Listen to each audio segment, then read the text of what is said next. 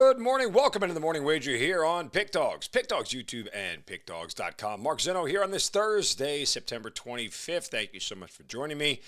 As you guys always do, appreciate you guys being part of the morning wager every day. Make sure you guys hit that subscribe button and smash that like button for me. Drop a comment below on the content here. Always good to be with you guys. Not a good day for us yesterday on the show, a 1-3 day. Some of it was just bad caps, and some of it was kind of things I, from a game script perspective, didn't see happening. But I think you guys know I kind of always go back and reevaluate kind of where I went wrong, and I'd like to explain to you guys why I do it and what I saw, and this way we all get a little bit smarter together. So forgive me while I pontificate here for just a moment. But look, the Blue Jays thing, a lot of it was situational. A lot of it was a spot where kind of felt like, they had to win. And a lot of it was a spot where they just didn't play well enough, obviously. I mean, I know you're going against Garrett Crochet, but, with your season on the brink here, you got to be better than that. So, anyway, you're going to laugh at my first play because you probably know where I'm going with it. But regardless, look. Reminder, guys, as always, get the 3-day package, get the 7-day package. We got Thursday Night Football tonight. Probably a great time to get in on the 7-day package. So you get Thursday Night Football all the way through the college weekend and Monday Night Football, right? So that's the smartest way to go. Jump in today, get that 7-day package on my premium page.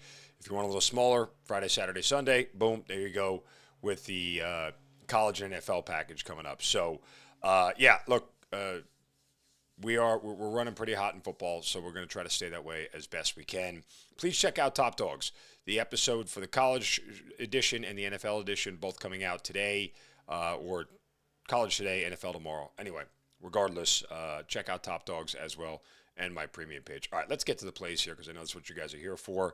And yes, I am starting with the Blue Jays money line again. I mean, look. This is beyond desperation at this point in time. They're in danger of getting swept at home. They've lost 6 of their last 7, and they've only scored 2 runs in this series. They get the perfect starter to go against to fade right here in Brian Bayo. Look, I mean, if you're worried about taking Toronto to win the game, maybe go look at their team total over 4.5. I mean, this is one of the highest scoring teams in the league at home this year. There has to be some sort of regression to the mean for Toronto. There has to be some sort of regression to, this team scoring runs at the rate that they normally did here. Because I'm looking up their numbers right here as we're doing this. We talk about highest scoring teams. Yeah, they scored the 5th most runs at home of any team in baseball this year. They scored more runs at home than the Yankees have this season. So, in fact, they've scored more runs of any team in the American League at home. So, you have to believe that it's going to swing back in their favor tonight. Bayo is a starter that gets hit around. His expected ERA is higher than his regular ERA.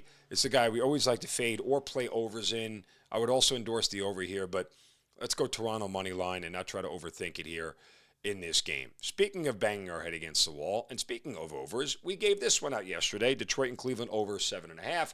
It did not hit. Why? Because the Tigers couldn't score any runs again. Another team in a desperate spot. We're going back to the well here. I don't know who the Tigers are starting because as of the recording of this video, it's undecided. The Guardians are starting Parker Messick. These 2 dudes are so unknown that there's just 2 silhouettes on the ESPN page of who these guys are. So, I know Messick has been very good in 3 starts, 2.08 ERA.